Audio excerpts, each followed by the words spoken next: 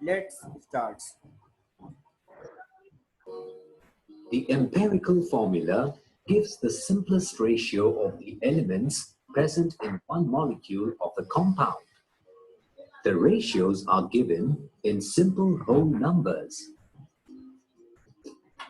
The molecular formula shows the structure of a molecule in terms of the actual number of atoms of all the elements present in a molecule of the compound. Let us now see the steps involved in determining the empirical and molecular formulas of a compound using glucose as an example. देखो बेटा, glucose का क्या formula होता है? C6H12O6 लिखा हुआ है, ठीक है। ये तो इसका हो गया मॉलिक्यूलर फार्मूला। लेकिन इंपिरिकल फार्मूला क्या होता है? इसको हम और सिंप्लीफाइड कर सकते हैं, तोड़ सकते हैं, 2 से डिवाइड कर सकते हैं तो क्या हो जाएगा? 2 से काटोगे तो क्या हो जाएगा? 343 ये होगा, नहीं 2 से काटोगे 363 हो जाएगा। फिर इस 3 को भी काट सकते हो, बोला कि 6 से ही काट सकते हो उसको, 6 से 1 2 1। तो जो ये आपका, एक मिनट पेन ले लेते हैं, एक सेकेंड। ये देखो, जो आपका 6 C1H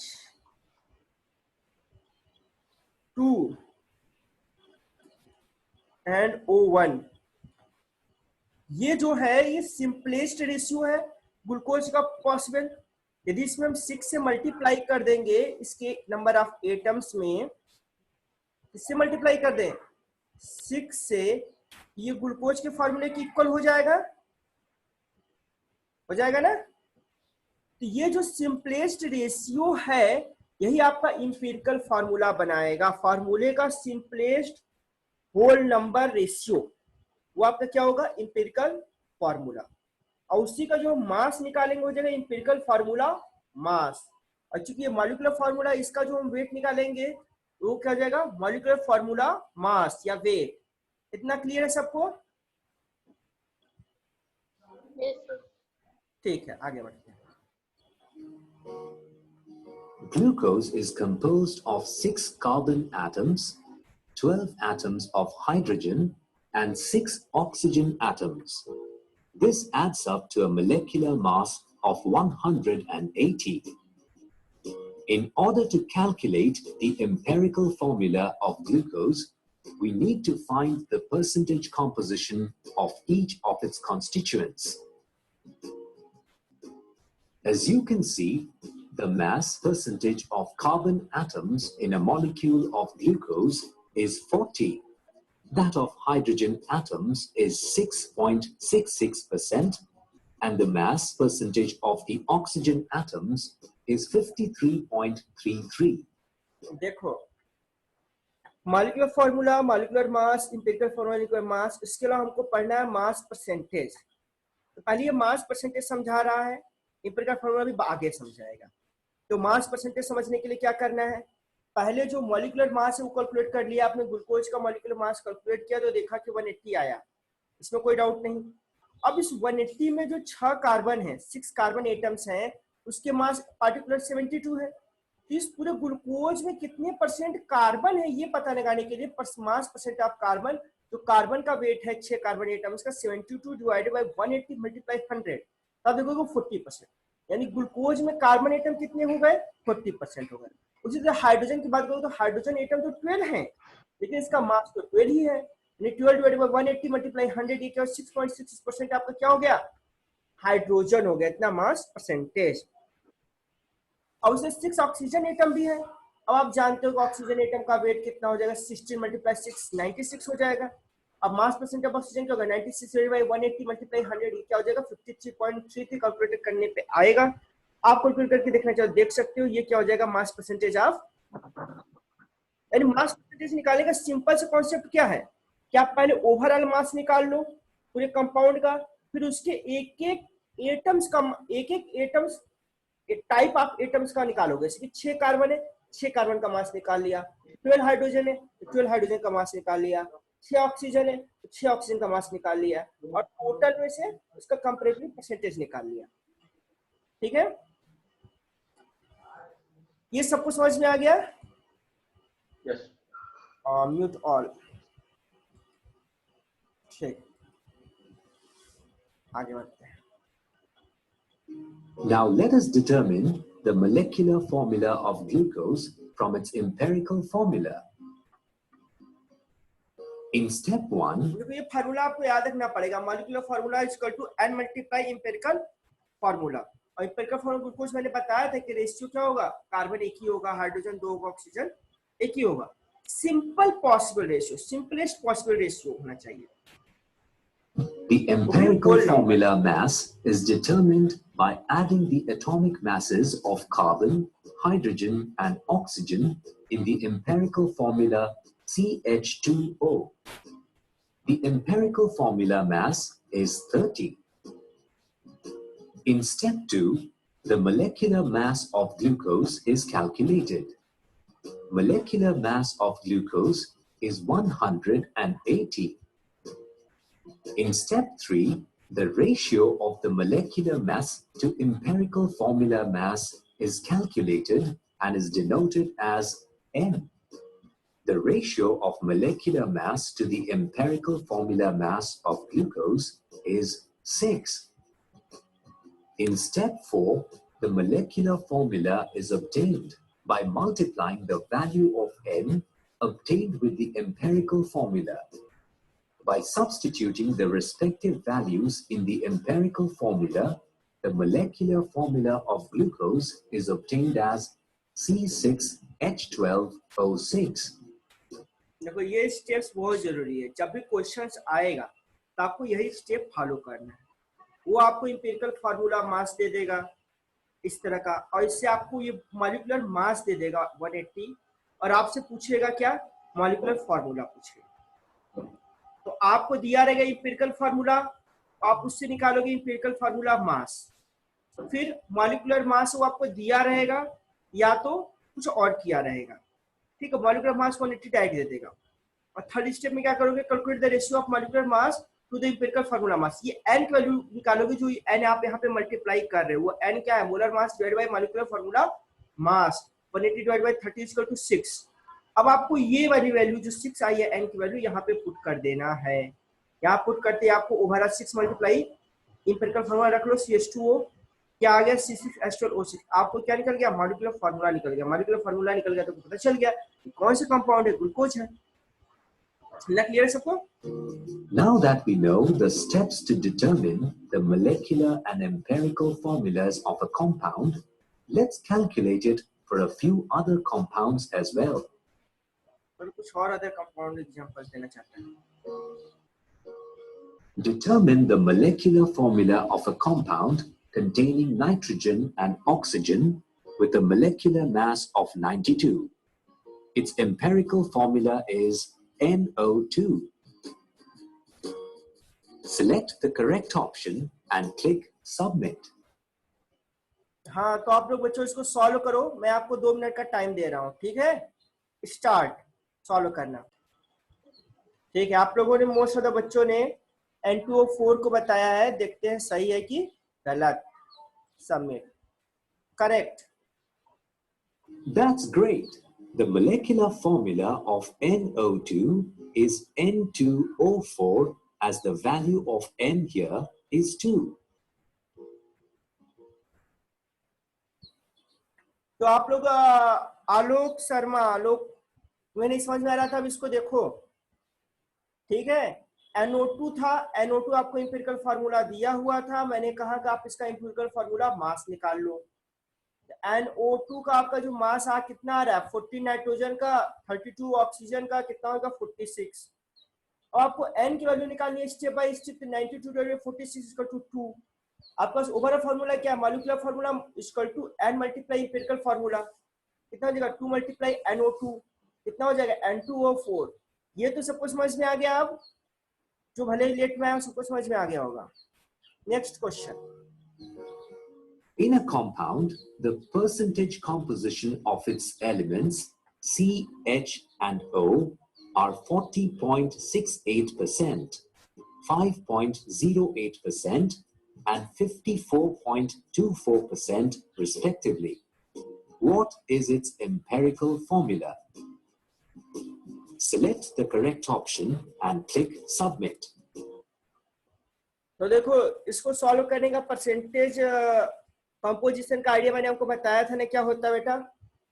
अब इसको सॉल्व करना थोड़ा सा आप लोगों के लिए मुश्किल हो सकता है, लेकिन मैं आपको हिंट देता हूं कैसे सॉल्व करना है। ये 14.68% आपका क्या बेटा कार्बन, 5.08% क्या है हाइड्रोजन, 52.24% क्या है ऑक्सीजन।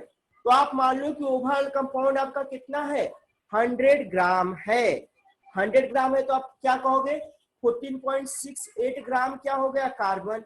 अब इसका आप मोल निकालोगे तो कार्बन है तो 12 से डिवाइड करोगे कितने मोल कार्बन आ गए। फिर 5.08 है तो इसको हाइड्रोजन के मास से डिवाइड करोगे जो कि 1 है, कितने मोल हाइड्रोजन हो गए। फिर ऑक्सीजन का जो मास है उसको 50.24 ग्राम से डिवाइड करोगे आपका मोल आ गया। वो जो मोल की वैल्यू आई है उस मोल की वैल्यू आप क्या करोगे देखोगे कि कौन सी वैल्यू सबसे कम है, किसका मोल सबसे कम है, उस मोल को बाकी के दोनों मोल के वैल्यू से डिवाइड कर दोगे। एक की वैल्यू 1 आ जाएगी, जो एक की वैल्यू 1 आ जाएगी वही क्या शो करेगा सिंपलेस्ट पॉसिबल आपका फार्मूला शो करेगा, वही आपका क्या हो जाएगा इंपेरिकल फार्मूला। आप लोग इसको इस तरह से कोशिश करो, 2 मिनट का मैं टाइम दे रहा हूं। आप लोग को समझ में आ रहा है कैसे सॉल्व करना है। आलोक क्या कर रहा है।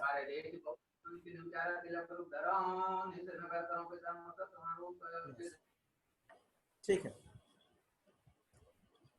तो क्या नाम है अलका पटेल, बेटा प्रैक्टिस कर रही हो, सॉल्व करने की कोशिश कर रही हो। Yes sir. करो करो, कितना टाइम चाहिए आप लोगों को 5 मिनट ज्यादा हो जाएगा। ठीक है दीपाली आंसर दे दिया। सॉल्व करके कोई एक बच्चा आंसर दो। चलो आप लोग सॉल्व कर रहे हो तब से मैं ठीक है। अब मैं इसको समझाता हूं। इंपेरिकल फार्मूला आपको निकालना था, आपको दिया क्या था परसेंटेज मास परसेंटेज कंपोजिशन, मैंने बताया इसको ग्राम में मान लो तो 14.63% कार्बन था तो 12 से डिवाइड किया इतना वैल्यू आ गया, इतना मोल आ गया। हाइड्रोजन का मोल उतना आ गया और ऑक्सीजन का मोल भी आपने कैलकुलेट कर लिया। अब करना क्या था आपको करना क्या था बनेगा जो 3.39 है या जो भी सबसे कम मोल होगा उसको बाकी के दोनों से डिवाइड करेंगे। तो 3.39 को 3.3 डिवाइड किया 1 आ गया, फिर 5.08 से मल्टीप्लाई किया तो 1.5 अप्रॉक्स वैल्यू आ गई और फिर ये खुद 1 आ गया। क्योंकि फ्रैक्शन में नहीं हो सकता ये सबको हम 2 से मल्टीप्लाई कर दी ओवरऑल 2:3:2 के रेशियो में कार्बन हाइड्रोजन ऑक्सीजन आ गया, जो कि सिंपलेस्ट इंपेरिकल फार्मूला क्या यही हो गया मेरा C2H3O2। आप लोगों ने अच्छी कोशिश की, ठीक है। और हमारे और भी स्टूडेंटों से ने आज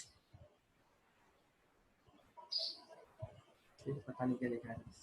चलो ठीक है आगे नेक्स्ट क्वेश्चन देखते हैं, ठीक है। Summary. Let's quickly recapitulate the steps to calculate empirical and molecular formulas of a compound.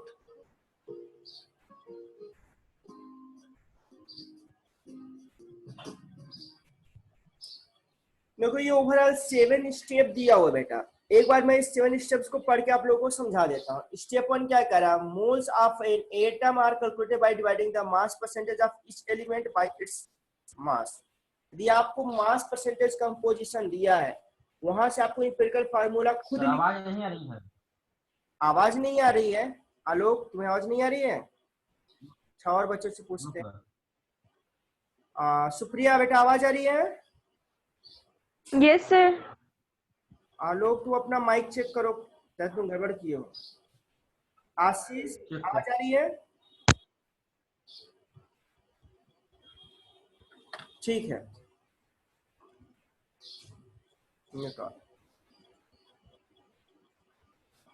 तो mole of an atom are calculated by dividing the mass percentage of each element by its atomic mass. First ये हो गया mass percentage दिया है आपको, उसका क्या निकालना है मोल निकालना है। Second The result obtained from step 1 is divided by the smallest value obtained to get a simple ratio.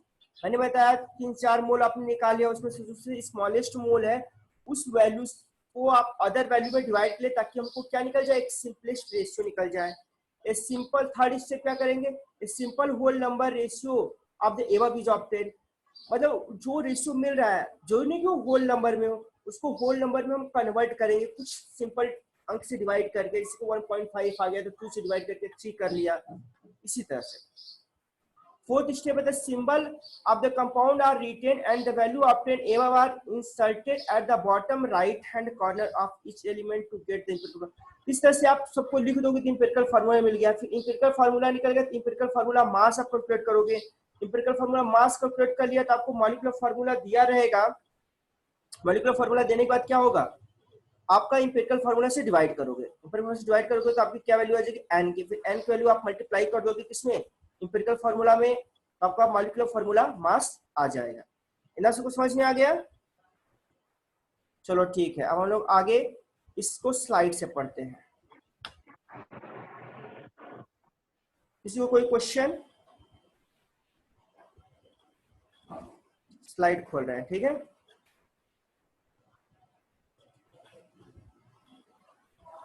Slide में टाइम लग रहा है, मैं थोड़ी देर के लिए इसको, जब मैं ये एक तरह से रिवीजन या टाइम कम बचा होगा, अभी तो टाइम है 10 मिनट के ऊपर, तो जो अब तक हम लोगों ने वीडियो के माध्यम से देखा हम उसको स्लाइड के माध्यम से समराइज करते हैं. ठीक है, ये परसेंटेज कंपोजिशन के बारे में लोग स्टडी कर रहे थे. इसमें परसेंटेज कंपोजिशन देखेंगे, इंपिरिकल फार्मूला, मॉलिक्यूलर फार्मूला. एक बार फिर से रिवीजन, ये नोट्स बनाने के लिए सही होता है. कंपोजिशन ऑफ कंपाउंड्स क्या होता है, every compound is made up of a combination of various element in a definite ratio. The composition of compound can be recognised by its chemical formula. किसी भी कंपाउंड का कंपोजिशन कैसे पता चलता है, उसके केमिकल फार्मूला से पता चलता है. जैसे कि कार्बन डाइऑक्साइड हमको पता चल रहा है, कार्बन डाइऑक्साइड में क्या है, एक कार्बन एटम है, 2 ऑक्सीजन एटम है. ठीक है, उसी तरह से वाटर मॉलिक्यूल्स को भी हम समझ सकते हैं. आवाज नहीं आ रही है बेटा, क्या हो गया? आस्था आवाज नहीं आ रही है क्या बेटा? क्लियर नहीं आ रही है. क्लियर नहीं आ रही है, रुक जाओ मैं इसका वो देख लेता हूँ. माइक तो सही है, सीएमएस सिस्टम, स्पीकर भी है, तो नहीं सही आ रही है, इसको निकाल दो. आप कुछ क्लियर आ रही है, reply me fast. Yes sir. ठीक है, दैट्स ग्रेट. माइक के पास बोलना पड़ेगा.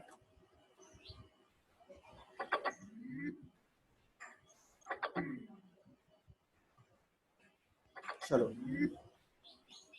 हम देख सकते हैं. Thus the chemical formula of compound can be determined if we know the constituent elements and their relative amount in a given mass. तो हम केमिकल फार्मूला कंपाउंड डिटरमाइन कर सकते हैं यदि हमको constituent elements and there relative amount पता हो कि एक कंपाउंड में क्या क्या है, हाइड्रोजन है कि ऑक्सीजन, वो पता हो, कॉन्स्टिट्यूएंट्स हो, और कितने परसेंटेज पता हो है प्रेजेंट, ये भी पता हो, तो हम उसका फार्मूला नहीं बता सकते हैं. इंपिरिकल फार्मूला सीधे से निकाला था ना मास परसेंटेज से.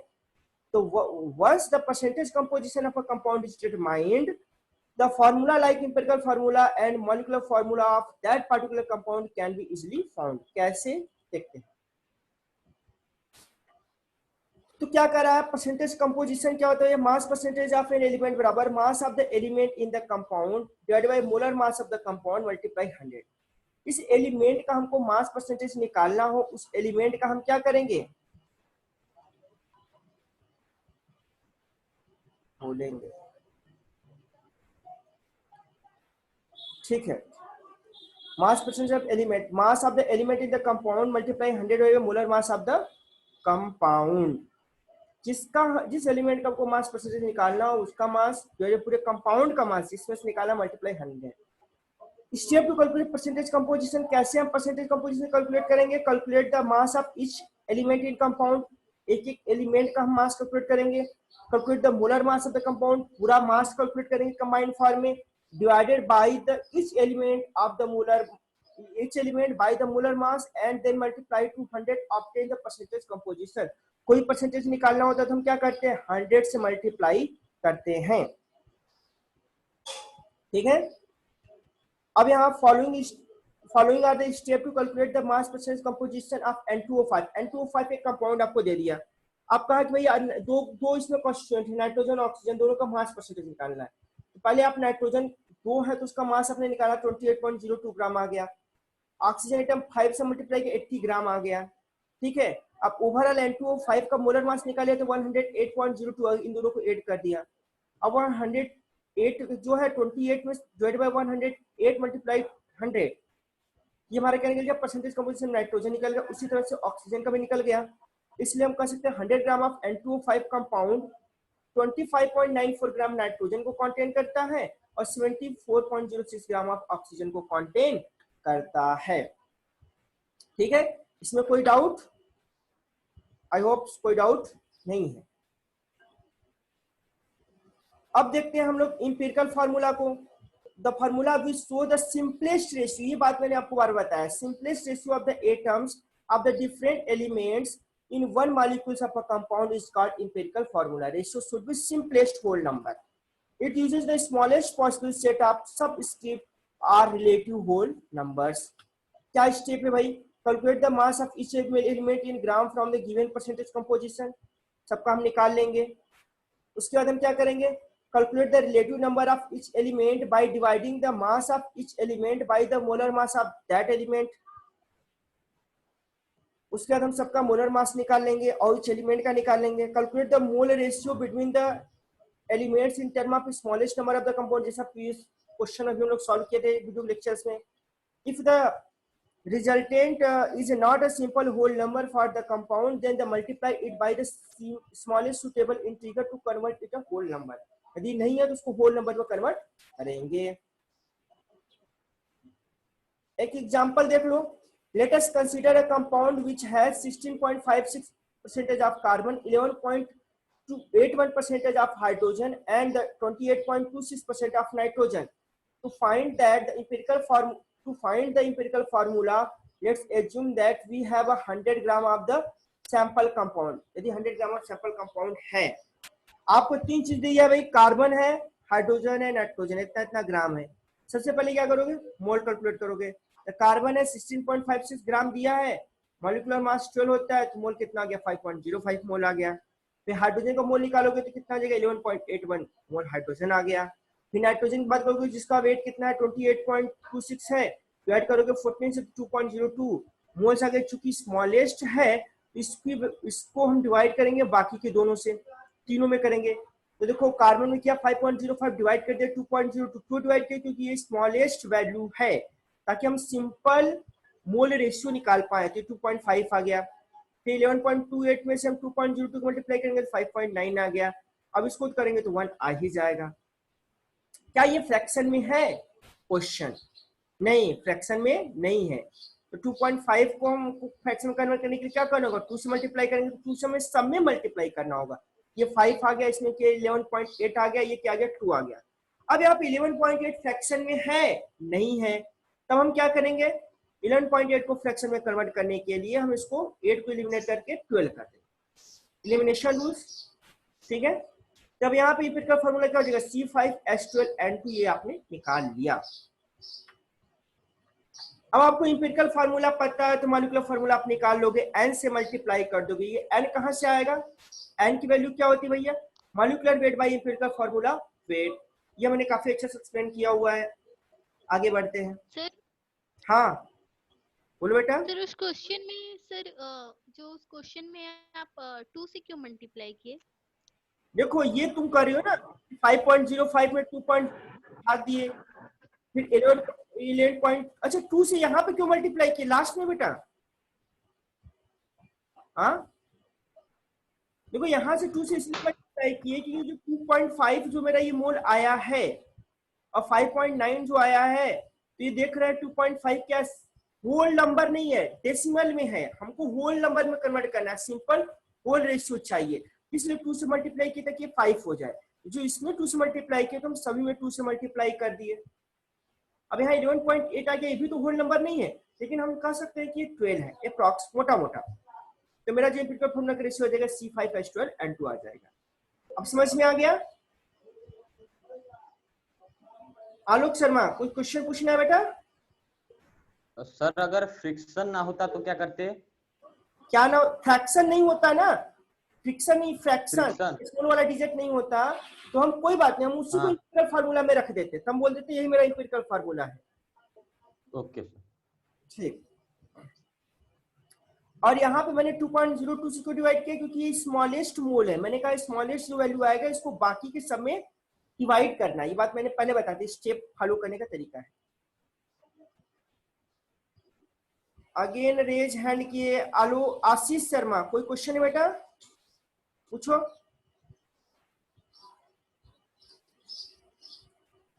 बोलो बोलो,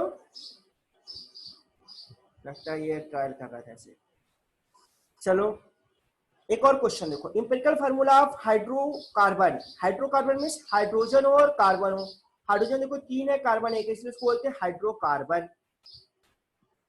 ठीक है, हाइड्रोकार्बन बोल दिया।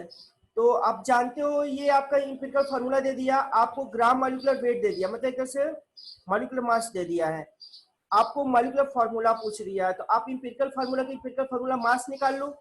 कार्बन 12 होता है, हाइड्रोजन 3 होता है, तो 15.024 ग्राम क्या हो गया आपका इंपेरिकल फार्मूला मास। आप इससे एन की वैल्यू निकालोगे तो डिवाइड करोगे, अप्रॉक्स क्या आ गया 2 आ गया। अब आप मॉलिक्यूलर फार्मूला निकाल सकते हो, 2 मल्टीप्लाई इंपेरिकल फार्मूला यानी CH3 में 2 को मल्टीप्लाई कर दे, C2H6 यानी क्या हो गया, ये एथेन हो गया। ठीक है, 2.5 बाई मल्टीप्लाई 2 क्यों किए हैं, इसलिए किए हैं आशीष, ताकि 2.5 देखो ये फ्रैक्शन डिजिट है, दशमलव में है, इसको मैं पूर्णांक बनाना है, होल नंबर बनाना है, तो 2.5 में 2 का मल्टीप्लाई करोगे तो 5 हो जाएगा, जो कि होल नंबर है, यहाँ होल नंबर करना जरूरी है। क्लियर, क्विक रिकैप, आ जाओ फटाफट क्विक रिकैप करते हैं। The mass percentage of each element present in a compound is called the percentage composition of that of the compound, यानी mass of that element in the compound multiply molar mass का compound multiply 100, ये formula है। The relative number of each element present in the compound is the smallest whole number ratio is called the empirical formula of the compound. ठीक है, the molecular formula of a compound gives the actual number of the atoms of the different element present in the compound. The molecular formula of the compound can be derived from its empirical formula. ये overall formula है, quick recap है, ठीक है। Numerical problem है, ये 2 question आप लोग note करो, वैसे इसका सॉल्यूशंस भी यहाँ दिया हुआ है, लेकिन आप लोग ऐसा करो इस क्वेश्चंस को नोट करो, ये HW रहेगा आप लोगों के लिए, कल मैं इसका आंसर आप लोग से पूछूंगा। ठीक है, लास्ट 3 मिनट से आप लोग क्वेश्चन नोट्स करो। 3 मिनट्स केवल? हाँ, 3 मिनट बाद ऑटोमेटिक कट जाएगा, ये मैं बोल देता हूँ, आप क्वेश्चन फटाफट नोट करो। फाइंड द, पहला क्वेश्चन है find the percentage composition of methanol and plot the result in a bar chart और पाई चार्ट। मेथेनॉल में आपको निकालना है कि कार्बन कितना परसेंटेज है, हाइड्रोजन कितना परसेंटेज है और ऑक्सीजन कितना परसेंटेज है, फिर एक सर्कल ड्रा करके चार्ट बताना है कि इतना परसेंटेज ये, इतना परसेंटेज ये, और चार्ट टाइप बनाना है। यदि इसमें कोई डाउट होता है तो मैं बता दूंगा, फिलहाल आप मास परसेंटेज को निकाल कर आना। फिर सेकंड क्वेश्चन है consider a sample of 100 gram of which 72.28 gram is carbon, इतना कार्बन है, एंड 27.72 ग्राम इज हाइड्रोजन है। Clear, drive the empirical formula from the given data. आपको कार्बन और हाइड्रोजन दे दिया है इतने ग्राम से इतने ग्राम में, तो आपको पहले इंपेरिकल फार्मूला निकालना है, आपको एक तरह से मास परसेंटेज दे दिया, इंपेरिकल फार्मूला का तरीका वही है, पहले मोल निकाला, फिर उसको सिंपल मोल रेशियो में बदला, स्टेप बाय स्टेप फॉलो करना।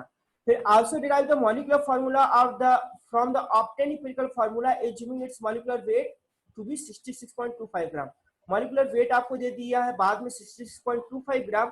अब इससे आपको क्या निकालना है, मॉलिक्यूलर फार्मूला निकालना है। इस पहले वाले स्टेप में आप क्या निकालोगे, इंपेरिकल फार्मूला निकालोगे। सेकेंड स्टेप में इंपेरिकल फार्मूला मास और मॉलिक्यूलर मास का रेशियो n निकाल के मल्टीप्लाई कर दोगे मॉलिक्यूलर इंपेरिकल फार्मूला में, तो जो आपका आंसर आ जाएगा। ठीक है, तो लास्ट 1.5 मिनट है, आप लोगों ने क्वेश्चन नोट किया? Yes sir. नोट हो गया सब कुछ? बी बचा है बी। हाँ नोट करो, फिर नोट करो। आज के लिए